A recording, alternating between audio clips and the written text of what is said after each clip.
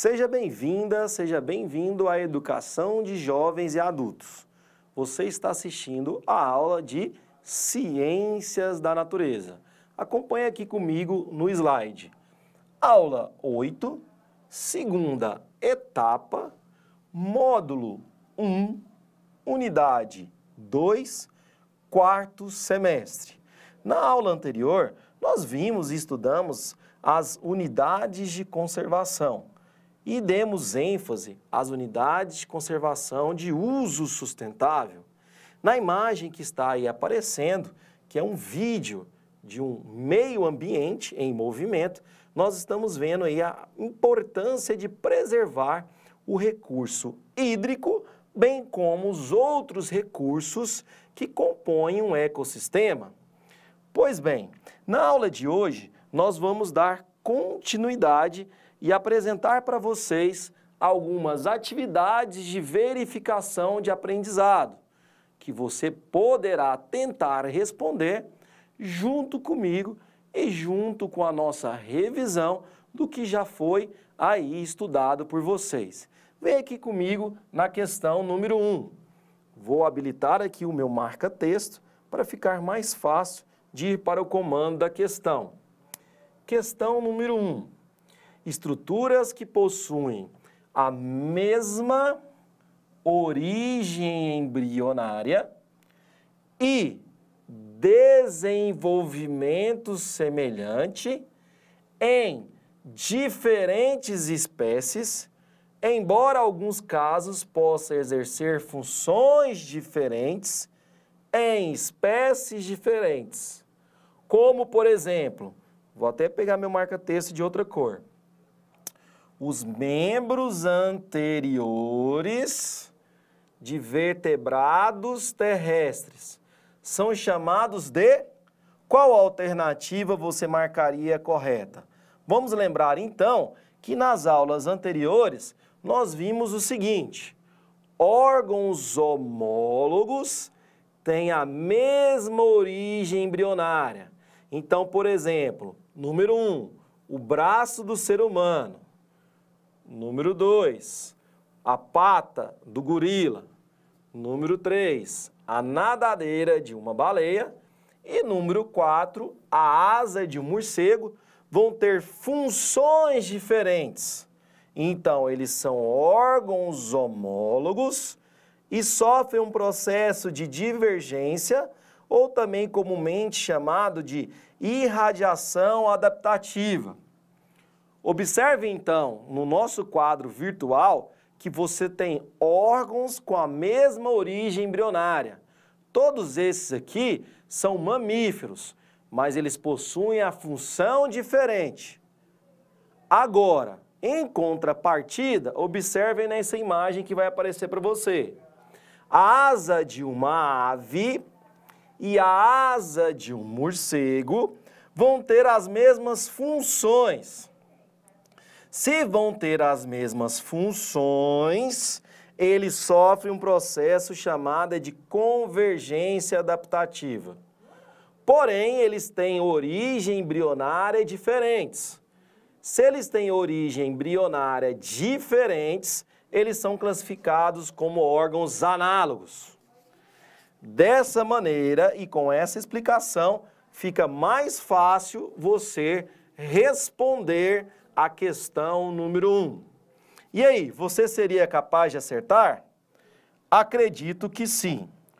Na questão 2, nós temos o seguinte. Observem aqui comigo.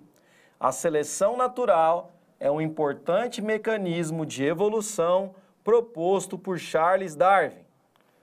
Na mesma questão, de acordo com essa teoria, podemos afirmar que qual das alternativas você julgaria que seria a correta? Vamos relembrar das aulas anteriores, então? Vem aqui comigo. A seleção natural proposta por Charles Darwin segue alguns critérios, diferente, por exemplo, da teoria de evolução de Lamarck e diferente também da teoria sintética de evolução. Vem comigo para a gente relembrar aqui juntos.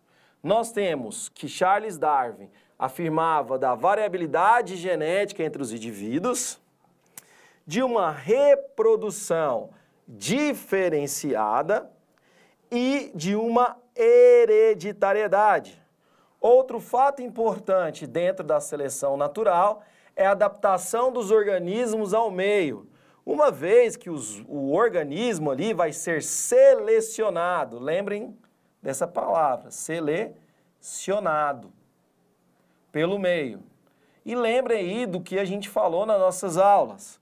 Uma girafa, por exemplo, não teria que hipertrofiar o seu pescoço, uma vez que o meio iria selecionar essa girafa.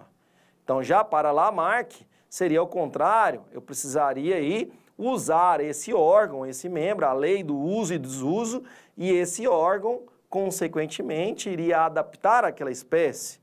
Então, já para Darwin, o meio iria selecionar. Pois bem, você conseguiria então voltar na questão e a partir dessa explicação responder qual que seria o gabarito certo? Seriam os organismos mais fortes do que do ambiente que sobrevivem? Olha só, galera, os mais fortes seria esse. Seriam os organismos mais adaptados que morrem? Veja, eu não vou te dar o gabarito correto, mas você já está conseguindo por você mesmo responder. O C, organismos mais aptos sobrevivem, conseguem reproduzir, deixando seus descendentes. E a D, os seres vivem em uma luta constante pela sobrevivência e o que consegue alimento sobrevive. Qual dessas, de acordo com a seleção natural, seria certa? Já vimos aqui que a letra A está fora, então ficou mais fácil para você. Dentro ainda da nossa atividade de verificação de aprendizagem, nós temos aqui a número 3. Qual teoria de evolução reconhece como, atenção aqui, os principais fatores evolutivos? Vem comigo aqui agora, atenção.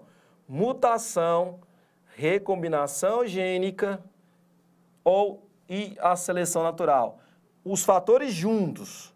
Vamos lembrar então aqui, antes de você tentar responder, que a teoria sintética da evolução, também conhecida como neodarwinismo, ela abraça, além da teoria da seleção natural de Charles Darwin, mas também a genética. Dessa forma, eu também consigo abraçar a recombinação e a mutação, uma vez que da teoria sintética de evolução, ou também chamada de neodarwinismo, eu conto com o fator também da genética. Vamos lembrar que a genética foi estudada por Mendel. Dessa maneira, galera, com essa explicação, não tem como você errar. Nós temos aqui a opção da letra A, que é o darwinismo, a B, o lamarquismo, a C, o neodarwinismo e a D, o criacionismo. E eu tenho a convicção que agora você já sabe a resposta correta. Perfeito? Próxima questão que eu trouxe aqui para vocês está relacionada ao quê? A relação ao Sistema Nacional de Unidades de Conservação. De novo, ao Sistema Nacional de Unidades de Conservação. Ela é um pouco maior que as outras pelo texto, mas fica fácil também de você responder, porque ela vai levar em consideração o quê? As unidades de conservação. Você pode pausar o vídeo, ler com calma o material, printar sua tela e tentar responder.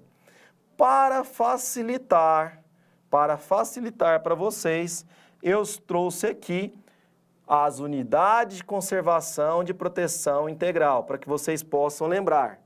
Quais são elas que a gente já estudou? São as estações ecológicas, são os monumentos naturais, são os parques nacionais, os refúgios de vida silvestre e as reservas biológicas.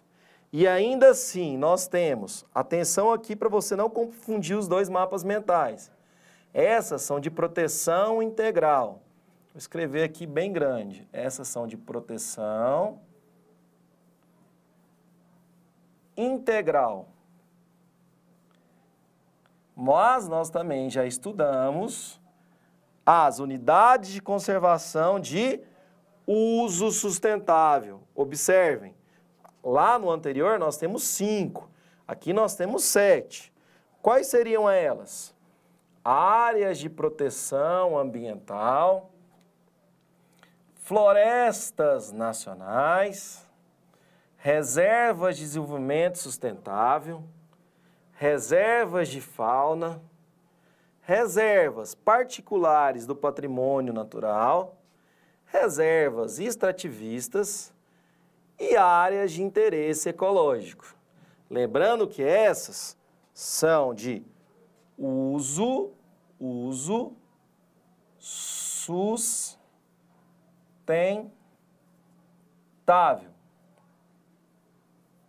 Agora que vocês já viram de novo comigo, voltar na questão te ajuda a responder. Vamos ver aqui se você consegue responder junto comigo.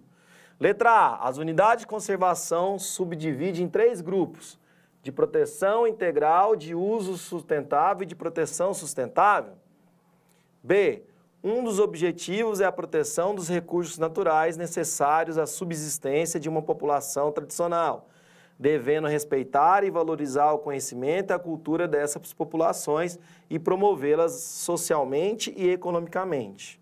C, é proibida a instalação de infraestrutura como redes de abastecimento de água, esgoto e energia básica nas unidades de conservação de uso sustentável, mesmo com a aprovação do órgão responsável por sua administração.